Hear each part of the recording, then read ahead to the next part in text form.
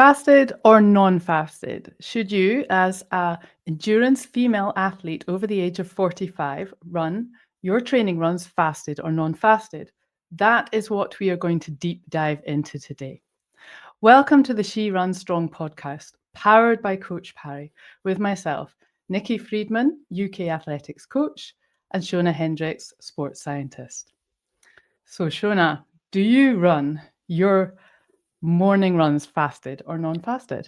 Nicky, it's such a good question because as I'm sure some of our listeners know, I really don't enjoy being anywhere near the kitchen, and I love sleep. So I'm always opting for the 10 or 15 minutes extra sleep rather than nutrition, which isn't ideal. But I've figured out a few things and some tricks along the way where I don't necessarily eat beforehand, but and we can maybe tap into some of those as we're going through the podcast. But yeah, it's something I've had to train myself getting into, is not running in a fasted state. And yourself, Nicky?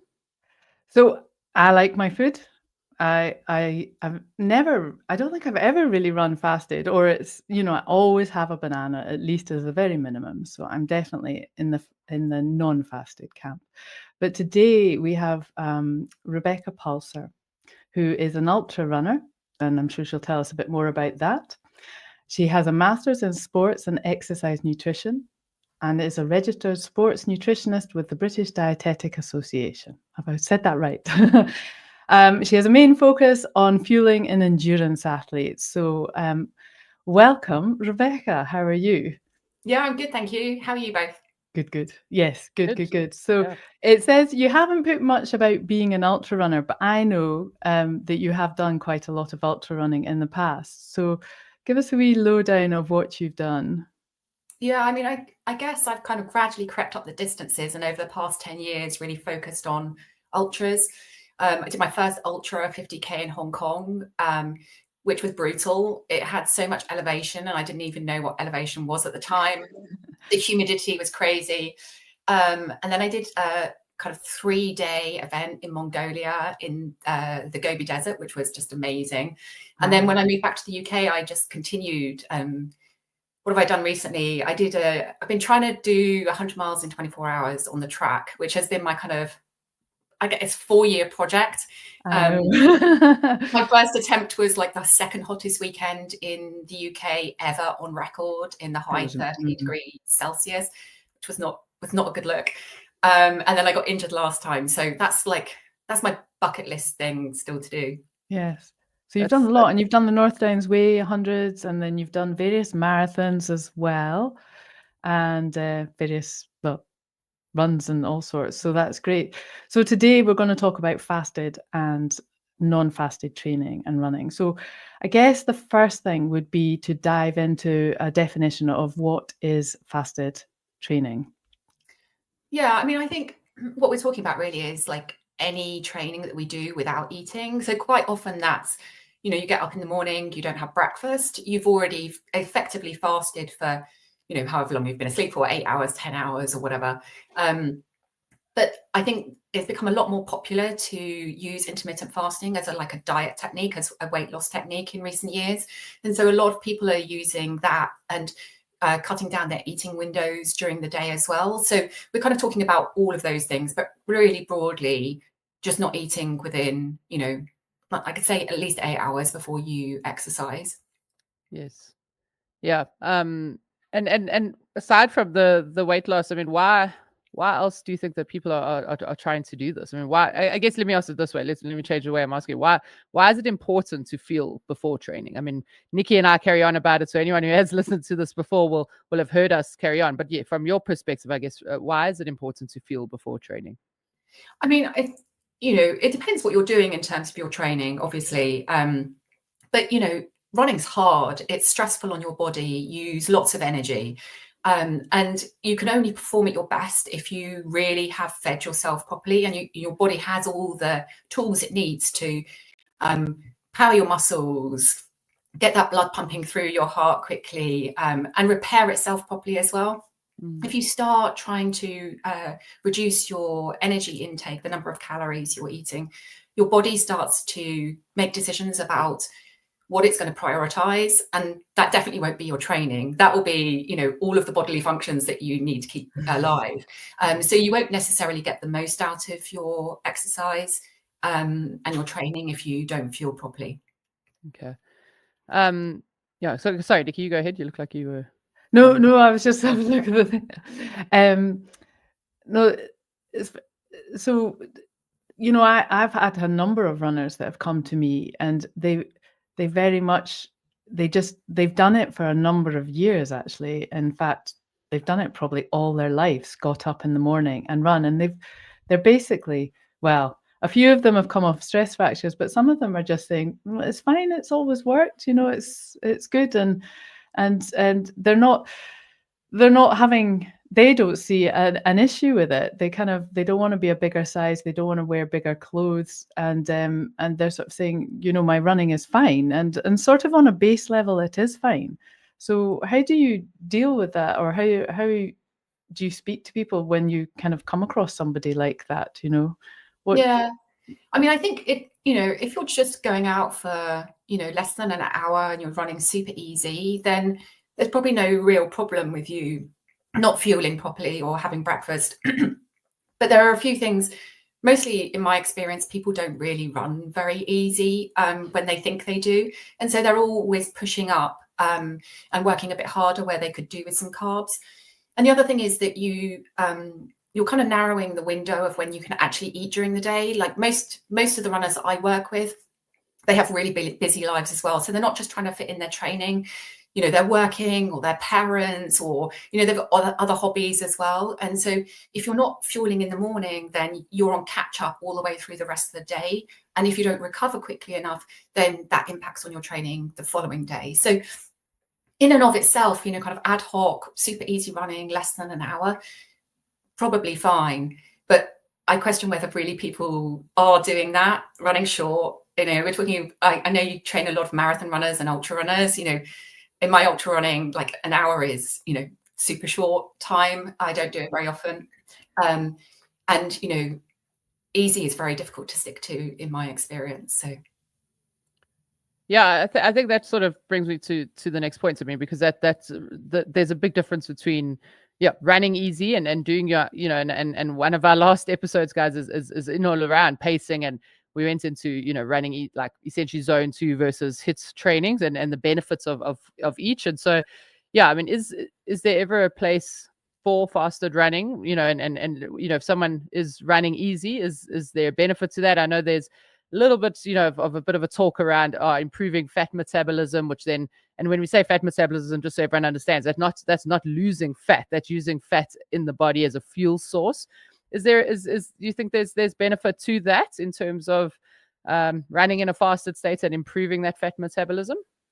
Yeah, I mean, there's definitely science-backed research that says that if you run fasted, you're doubling down on those fat adaptations that allow you to use fat as an energy source much more easily.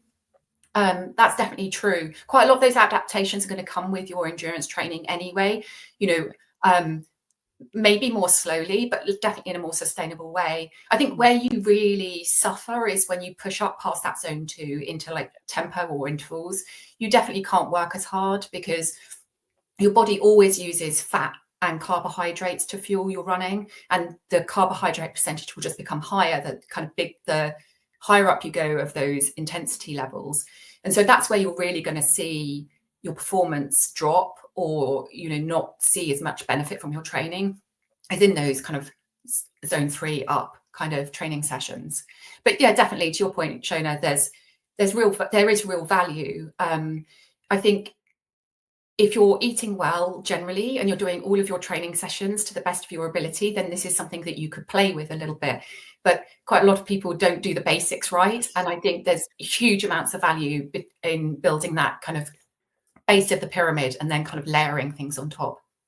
Absolutely. Sorry, Nicky. Yeah. Exactly. I think that is the thing for me, is that the science shows some of that benefit. That, I mean, in the studies, though, just so everyone understands, just so we don't sound we're being hypocritical here, but in the studies, they shows that it can improve fat metabolism, does get better. So your ability to carry on for longer is good. But the minute you then go into a race environment where you have to push a little bit higher, like you say, then you fall back on that, and you still do require those carbs. And so, and Nicky, I mean, your experience here as well. I mean, in terms of females that I've worked with or coached along the way, it just doesn't seem even, I just think it's silly to run in a fasted state. There's so much going on that it just seems like there's the benefit of the slight increase in fat metabolism that you're going to get is going to be outweighed by the mitigation of, bone stress and, physiological changes and just stress that your body is going through already. Nicky, I mean, from your perspective, you've definitely worked with a few runners. Yeah, I've worked with quite a few actually. But I think what Becky said there was real gold nugget is like,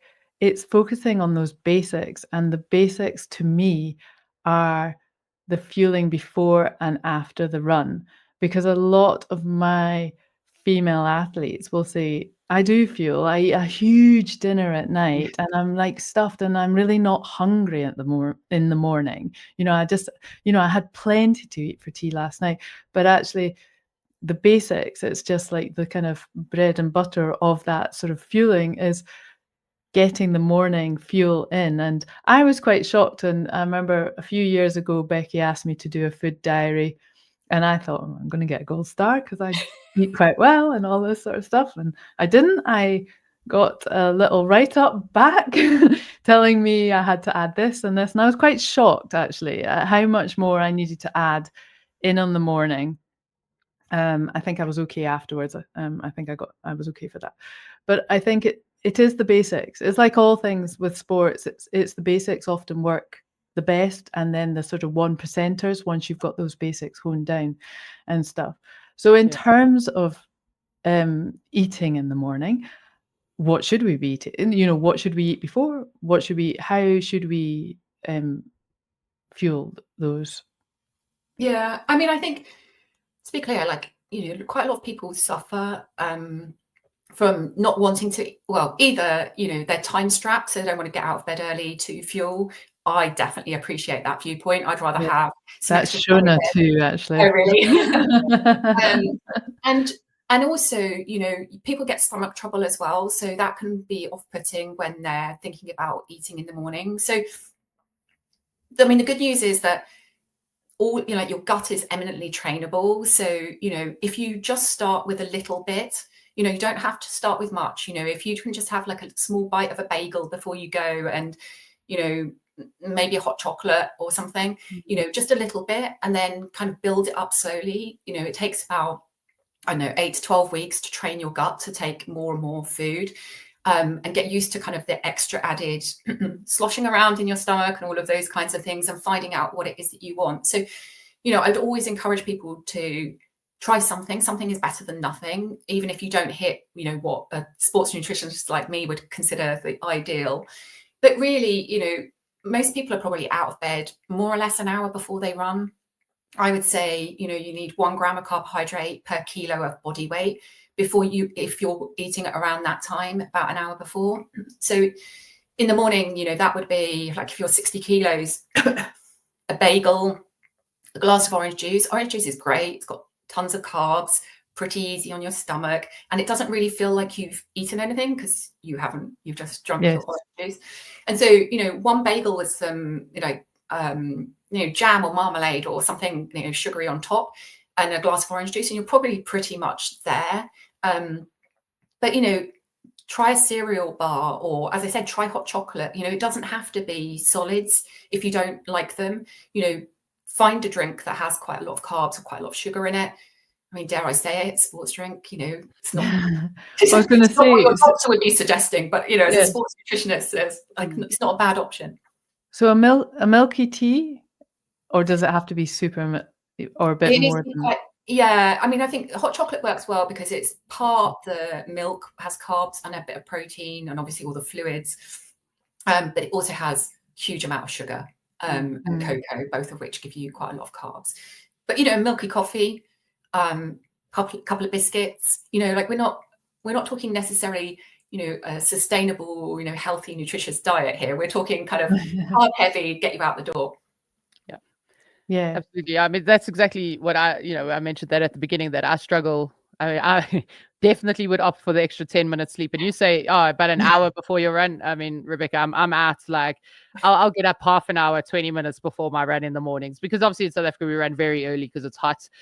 So I mean, if we're running at 5:30 or 6, I get up at 5:30 or yeah. So, but yes, exactly like you mentioned there, one of the things that I use is a fruit juice, and I think it's been an absolute game changer for me, because I would start fasted, and your run, and I think this is the thing, is that people don't realize your run goes well. Like, even if you're doing, even if it's a long run, I used to do that initially. I used to go fasted, and then I'd fuel during the run, and your run goes fine. But the absolute game changer was when I started to fuel before, and then the training runs are just better. You just feel so much better, and so so I think that's been the thing. And I mean, it's still a process for me, and like you say, the guts are so trainable. I'm still learning to do more, so like just do a little bit more here and there. I mean, when I run a race, then I will get up earlier, obviously, because that's, you have to get a lot more sorted. But then like a banana with the fruit juice, or while we're traveling to the race, then eating something there. And so yes, I think there's always options, and very often people have excuses, but once you feel the effects it has on your training, I think it's a game changer for me. Absolutely. Yeah, it's amazing actually. I used to train a lot fasted, just because it was extra time in bed, commute to work, and then start eating when I got there. But nowadays I can barely do it. I can't leave the house without a couple of pieces of toast and a cup of tea or something. So yeah, definitely makes it easier. And as I said at the beginning, running's hard. Like you don't really want to make it harder for yourself if you can. Yeah, exactly. Yeah, absolutely. And there's quite a lot of easy ways to have food.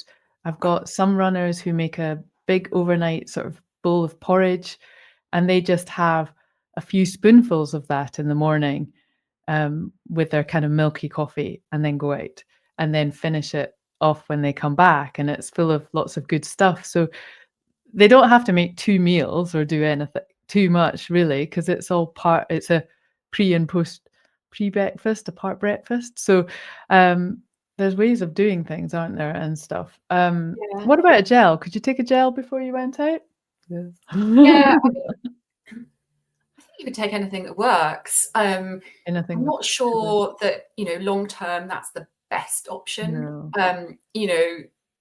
On the plus side, it's got loads of carbohydrates. On the downside, all of these sports drinks and gels and everything, they're not great for your teeth. And so you really want to be a little bit careful. I remember reading a study once about, kind of cleaning your teeth. Like endurance athletes have, teeth trouble because they have so much sugar in their diet to fuel their runs. So maybe yes, and then quick teeth clean, and then off out for your job. Dentist.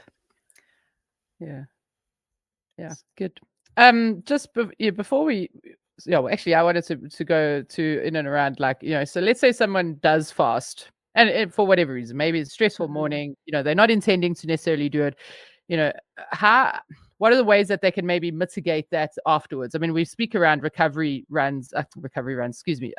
eating after your runs as a recovery. I'm assuming that becomes even more important if someone is or has run in a fasted state. So talk us through that, please, Rebecca. Yeah.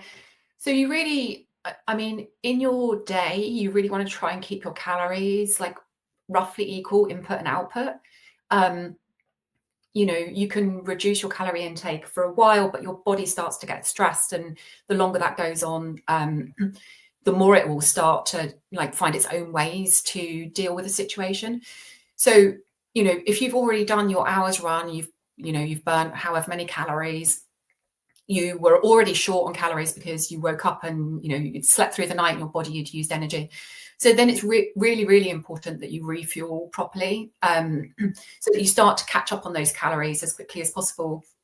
I think the kind of 2 key things are protein and carbohydrates. You've obviously damaged your muscles.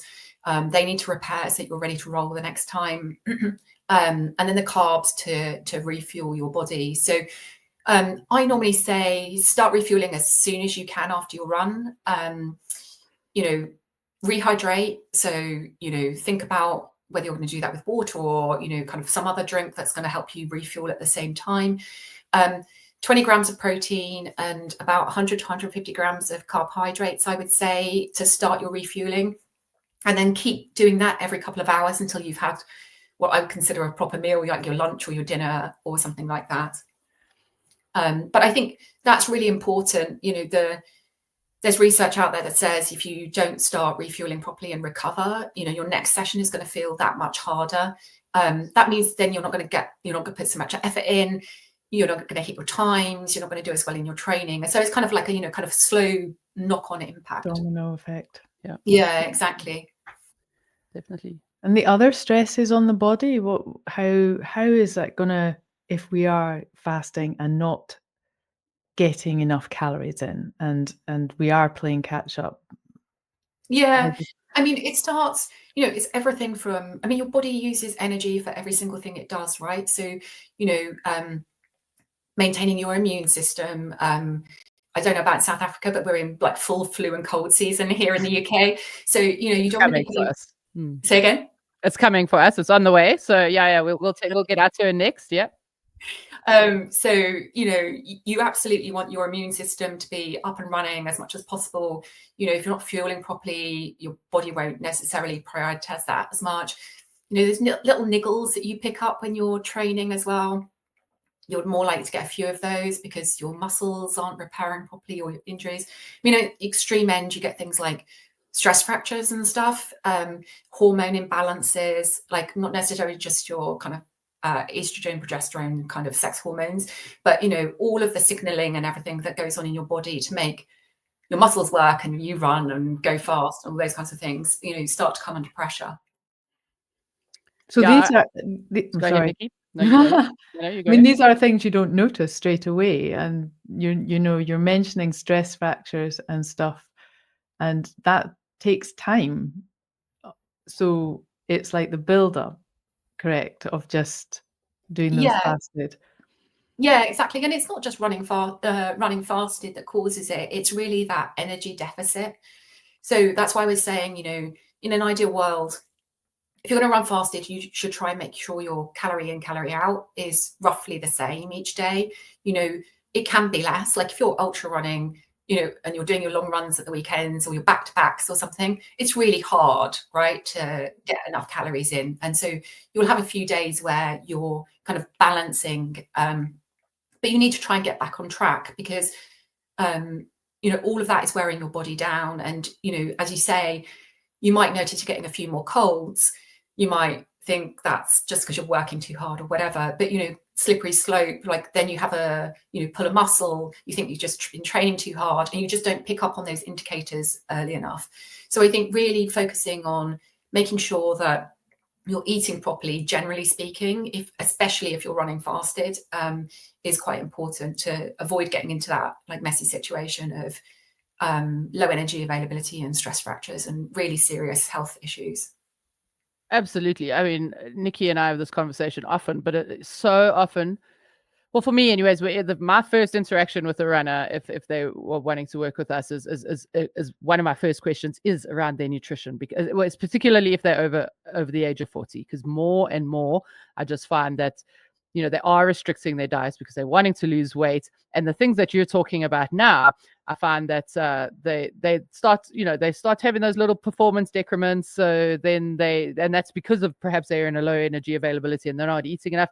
But then what do? They train harder, right? So because they feel like they're not performing, so they train harder. So their calorie in, calorie out is already getting on the way to the one side, and I just think that this is, guys, if this is something that you're struggling with, if there's fatigue, if there's performance just not getting in better, if you constantly injured, constantly sick, I think is a key word, like you say as well. And not just, and we're obviously speaking of to females, but I mean, I have a friend whose husband is always sick. I mean, he's an ultra runner as well, and actually, I wouldn't be, of course, I mean, low energy availability does only affect females, but obviously we are just speaking specifically to that. But I think just take a note of that. And like Nicky even said, she thought she was going to get an A+, and she ended up getting, I don't know, what, a C from you. She was doing well, but not enough with her breakfast. So just go and speak to someone if you are concerned. I think seek out an expert like yourself, like Rebecca, to really analyze this so that you can pick up where, these things are coming from, because this is the one thing that always gets pushed to the side is the nutrition and the fueling, because we're always convinced that we're doing enough, right? So, yeah. Yeah. And I think the age group of women that, you're talking about, over 45, as hormones change, we know that, we don't, women have a bit of a pass on fat burning for quite a lot of their life. They fat burn way better than men. And then that changes as your hormonal status changes as well. So, that's one problem. People think that they need to try and lose that fat to try and readjust their body composition. But also, kind of as our hormones change, we do start to lose the ability to rebuild bone in the same way that we used to as well. So if you layer on top of that fasted running, you're kind of making it even more difficult for your body to keep up with itself. And, as I keep saying, it's hard work running. So, make life a little bit easier for yourself if you can. Yeah. We are talking a lot about running here, but we at Coach Parry are big fans of training, resistance training as well. And so what about if you're going to the gym or doing some resistance training or weight training or something like that in the morning? Can you do that fasted, or is the same rules apply? Is it all the same? How does it? If you want to recover from sessions faster, not feel tired all the time, run pain and injury free, and improve your endurance, then be sure to join me in my upcoming training specifically for female runners over the age of 45. In it, I'll share with you my simple 5-step framework that will transform your running. Simply scan the QR code on screen now or click on the link in the description to save your seats in the training now. We look forward to seeing you there. I think the same rules apply. So overnight, your body will use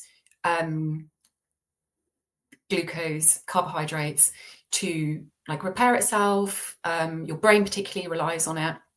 If you're doing heavy weights, particularly, you want to be really well coordinated and you want your brain switched on. So topping up those carbs so that you don't do something stupid, I think is quite important. But I think more important with resistance training is the post workout refueling, really, really making sure that you get that protein in afterwards so that you get the benefit of the resistance training in your body. And obviously, you're still using, still using energy, but just not as much or in quite the same way, depending on how, what kind of weights you're lifting. I'm assuming most endurance runners aren't kind of bodybuilders and shifting huge amounts of weight, but they're still going to be pushing some serious numbers there. Yeah. And I think, that to me is what I try and speak to my athletes a lot about, is that because they're runners and it's a kind of catabolic, it's breaking down muscle and stuff, but they're also doing resistance training. I was like, it's just even more important to get those basics right around fueling, around the workouts. And so a lot of them are very focused on weight loss and those extra pounds they've put on kind of over 40 and 50. But I don't focus on that necessarily, the calories. I just focus more on the kind of fueling and refueling and getting that basics. Because I just, like you were just sort of saying, it's that just not running behind calories all day in that calorie deficit, because then you don't tend to, my view is often do that binge eating in the evenings that quite a lot of us reach for the crisps or chocolate, or because we're in a deficit, really. So. Yeah. I think, try not to get hungry is kind of a bit of a motto. Not be full, but as you say, you reach for the wrong things and then those things don't fill you up either. If you're grabbing that bag of crisps or, sweets or whatever your, cake, whatever your thing is, they're not going to keep you full and they're not going to fuel your body. So yeah, try not to get hungry. It's a key motto. Yeah, and I think that's, Nicky's question around resistance training, I think, is a good one. And yeah, exactly that, to not not find yourself hungry. So actually having something beforehand, I think, is key. I do my strength training in the morning as well, and yeah, I do feel that I'm half asleep. So I've actually taken that point quite big. Just have some sort of glucose, before, I think, is a good thing. I mean, we are doing some heavy squats and things, so that is a good thing. But I have also read, Rebecca, and I'm keen to get your input on that. Obviously there's a big push around protein intake at the moment. I mean, I've seen some funny memes around, someone even said, I've had to quit my job just to make sure I get enough protein in the day, and I think obviously in and around resistance training, that might be a good time to then take some protein beforehand, and obviously your recovery more so important. Yeah, can you talk to us a little bit around the black protein intakes, and for female runners in particular, and your sort of recommendations for that per day? Yeah, Sorry, I mean, yeah. I mean, it has gone crazy. I mean, I think all the gym bros have influenced, like, everybody from supermarkets to, kind of gel manufacturers or whatever. Anybody would think protein is the most important thing ever. I mean, it is important, right? Like, it's the building blocks to, rebuilding your body and your muscles and all of those kinds of things. And it is critically important. But I think most people who eat meat probably get most of the protein they need in their meals. I think vegetarians, plant-based or vegan, struggle a bit more, just because they can't their body can't access the protein quite as easily. But really, as we get older, you need a tiny bit more protein than you did when you were younger, unfortunately, because your body doesn't react to it in quite the same way as it used to. And so you need to kind of give it a bit more so it realizes it's got it and can start that repair process. So, regular kind of meals with protein, like at least, I'm going to say 40 grams for people of this kind of age group, is key, just to make sure that you're kind of really rebuilding. But that's quite easy to get in your diet. I mean, I'm quite biased. I'm not a massive protein shake fan, because that's all you get with your shake is your protein. You don't get any of the vitamins and minerals and everything else, and micronutrients that come with, like eggs, which are amazing. And your body kind of absorbs eggs and natural protein a lot better than the kind of manufactured options. I mean, if you can't get a meal, obviously protein shakes are amazing. Bit like with gels, right? In an ideal world, you'd eat proper food, but if you can only take a gel, take a gel. But yeah, I think somewhere between 20 and 40 grams of protein per meal, and eating regularly. I think this anabolic window is like a bit of a myth. If you're not going to be pushing weight and heavy weight, every single day or like twice a day, then you can afford to just kind of recover slowly and just kind of eat properly. Yeah, I have definitely read that as well about that anabolic window, and I have not told, and we're gonna let the cat out the bag here, I guess. I've not told people necessarily about it, because I feel like if they have this thing in their head that they have to eat soon, they'll eat more, right? So because then they'll do that, and then they'll have their breakfast and so, whereas if we're like, oh guys, it doesn't really matter, but I agree with you completely. I mean, absolutely. And definitely on the protein side of things, the protein shake, and if you can't get rather whole foods, and definitely get that first.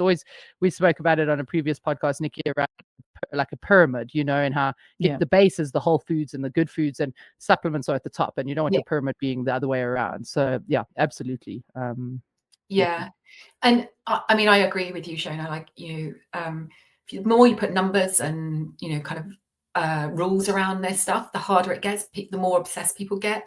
And the idea really is, eat whole foods, eat when you're hungry, eat what you want, and you're probably doing pretty well if you managed, all of those things in your day.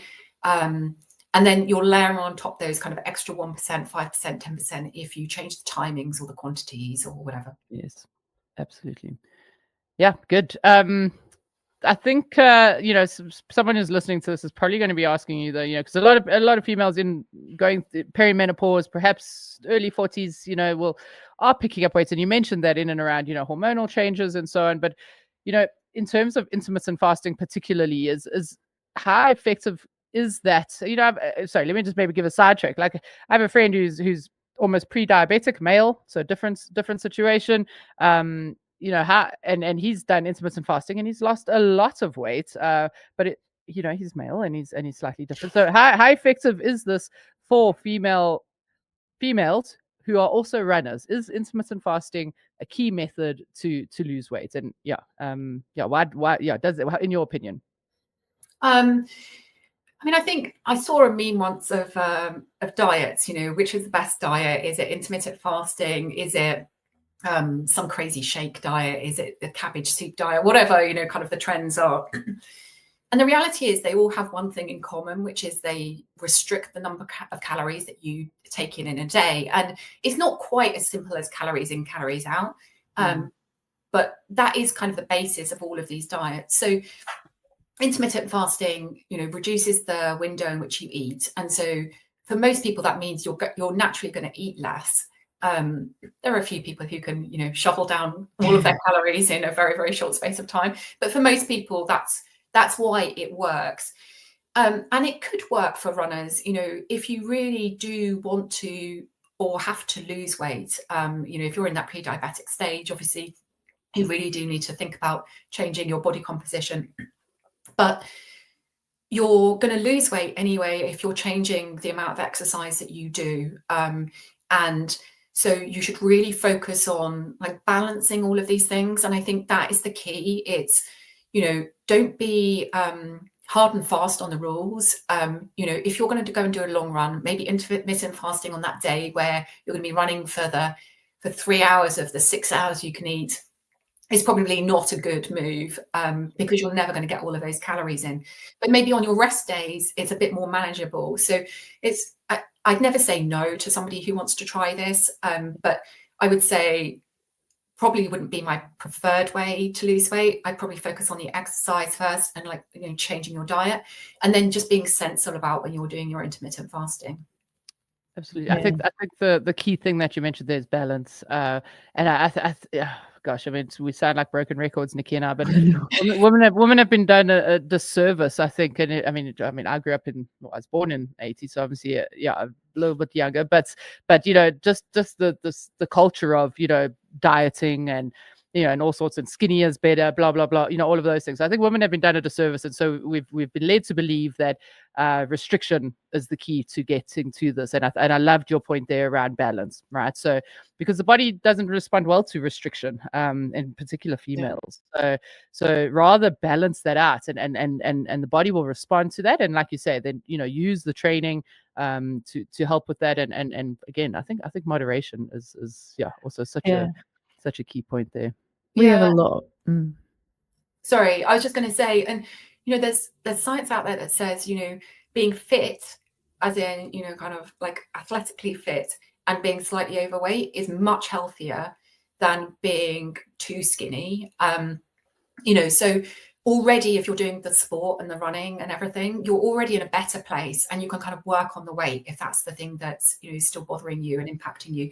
So that's why I would always advocate for the exercise over and above the kind of weight loss first up.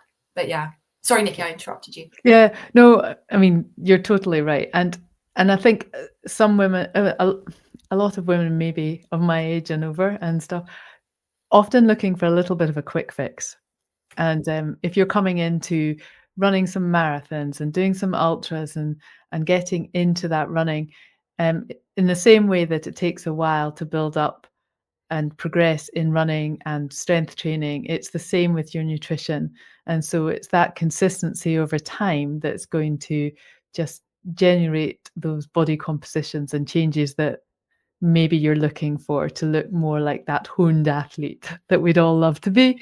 Yes, I mean, that's what we would all love to look like, really, as sort of a lovely athlete. But and then just spreading, what I'm taking from this is really just spreading those calories across the day and really eating a bit more in the morning. I think if you're a nighttime trainer, then you're probably okay because you've probably eaten lunch and dinner, but and you'll probably have a snack after your evening run as well. Whereas if you're getting up in the morning, you're just in that deficit already. So it's just like chugging along in a car that's got no fuel in it. You know, we just want to keep it nicely ready and ready to go.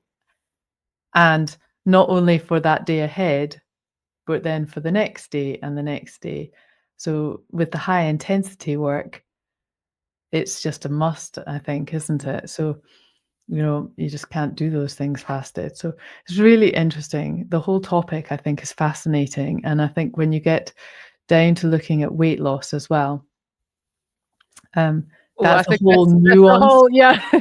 Sorry, Yes. Nicky, I was going to say we'll need to bring Rebecca back to dive into a whole thing around weight loss. Sorry, I didn't mean to interrupt you, but yes, you know what I mean. No. It's so many facets in terms of weight Yeah. loss. Sorry, yeah, please continue. Yeah, and I think that's the kind of that's a difficult factor to add into all of this, is the weight loss. You know, training is one thing, but you know, it's an added stressor on top of everything else. So yeah, I mean, I agree. I mean, I just say, you know, if you are running in the evening, and I'm an evening runner, I really don't like. I will if I have to. I really don't like getting up early and going for a run. I can vouch for that. Yeah. Yeah. It's got more to do with your weather, guys, than anything. I mean, more to do with, I don't know. I just, you know, like if I start work at 9, I'm just never going to get it done in time. So I can always do it in the evening, and I don't mind running in the dark necessarily, which is quite handy. But yeah, still have that snack before, you know, between your lunch and your dinner. I still have my, you know, kind of my morning, like you know, the morning snack that we talked about. I have that probably just about an hour before I run or something like that. So just still a little top up. Yeah, I think that's that's excellent. Yeah, I think Rebecca's tons of value here, and I mean, the weight loss topic is obviously, there's so many nuances to it, and as you say, let me not go into that. I know we've got some weight loss things planned, so guys, those are coming. We definitely have those coming. Come back and join us again. Yeah, exactly. Nicky, any last questions from your side? No, I think that's really interesting. I really, I love just the fact that of honing in and really getting an athlete to believe in fueling and believe in fueling before and after their runs. And I love having you on, Becky, to kind of go through that a little bit more in detail so that we can really get that take on things. How about you, Shona? Any last?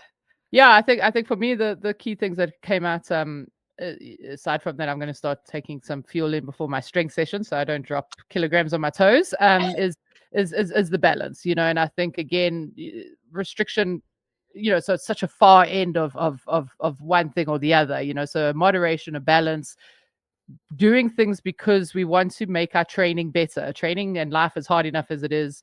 You know, those are the nuggets that I'm taking away from here. Let's make our training better. Why are we trying to make it harder? You know, let's make it better. It's about fueling. It makes it better. So those are the takeaways, from me. But Rebecca, thank you so much for your time. Any closing shots from you? Something that you want to leave our listeners with?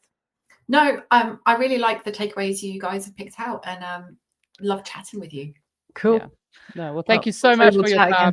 Yeah, and when you do hit those 24-hour track races, which I think are absolutely crazy. I don't know what sort of fueling you take to make your mind not think about running around a track for 24 hours. I mean, that's podcast, so like I'll be queuing up all my favorites for the long runs. No, well, brilliant. So no, and obviously let us know how those go as well. But I think for those of you listening, I mean, if you have questions on this, pop them in the chat. If they're comments, I would love to hear from you guys as well. But definitely, thank you so much for your time, Rebecca. Really, really appreciate that. Nicky as well. Thank you for your time and expertise as well. And cheers. We'll see everyone next week. Bye, guys. Thanks. Bye.